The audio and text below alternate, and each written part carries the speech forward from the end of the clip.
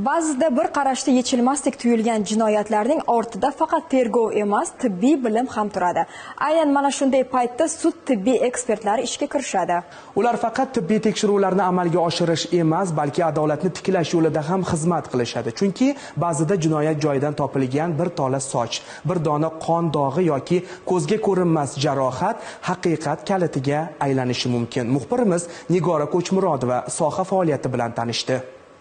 Inson hayoti va huquqi ustuvor bo'lgan davrda sud tibbiy ekspertiza sohasi alohida o'rin tutadi. Sud tibbiyoti bu faqat tibbiy fan emas, balki qonun va adolat uchun xizmat qiluvchi murakkab va mas'uliyatli yo'nalishdir. Sud tibbiy ekspertiza bu tibbiyotning asosiy yo'nalishlaridan biri.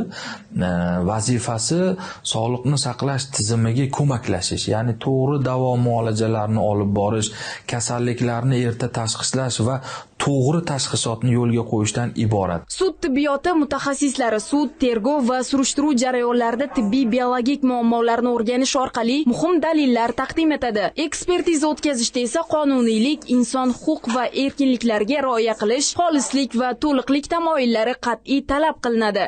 Ekspertiza tadqiqot ishlarimizda turli xil ekspertizalar o'tkaziladi. Mana bu ko'rib turgan mikroskopda taqqoslovchi mikroskop hisoblanadi. Voqea joyida olingan soch tolasi bilan jabrlanuvchi yo bo'lmasa ish bo'yicha o'tuvchi shaxslarning soch tolalari bir vaqtni o'zida bitta ko'ruv maydonida ko'rib xulosaga kelinadi. Tekshirish obyektlari tirik shaxslar, marhumlar jasadlari va ularning qismlari, ashyoviy dalillar va ish materiallaridir. Sud tibbiy ekspertizani o'tkazish uchun surishtiruvchi, tergovchi, prokuror yoki sud qarori asos bo'ladi va tekshirish natijalari hujjat bilan rasmiylashtiriladi. Mana hozirgi kunda juda ham ko'payib ketgan zakladchik deyiladi, giyohvand moddalarni tarqatish yo'llaridan bittasi. Mana shunaqa holatlarda hibsga olingan yoki ayblanuvchi shaxslar iste'mol qilganmi shu moddalarni, o'zi ham iste'mol qilganmi yoki yo'qmi degan savolga javob berishimiz ham mumkin bo'ladi mana shu bizning tekshiruvlarimiz natijasida.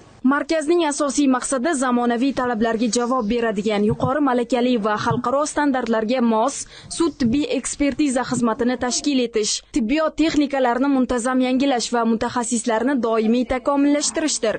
Sud tibbiy ekspertiza inson qadri va adolat uchun xizmat qiladigan eng nozik va mas'uliyatli sohalardan biridir. Har bir qaror, har bir xulosa inson taqdiriga ta'sir qiladi. Shu bois bu sohada ishlash jiddiy bilim, yuksak kasbiylik va yurakdan mas'uliyatni talab qiladi. Nigora Ko'chmurodova, Zahro Kozimjonova, Oxun Normurodov, Ovoz informatsion dasturi uchun Toshkent.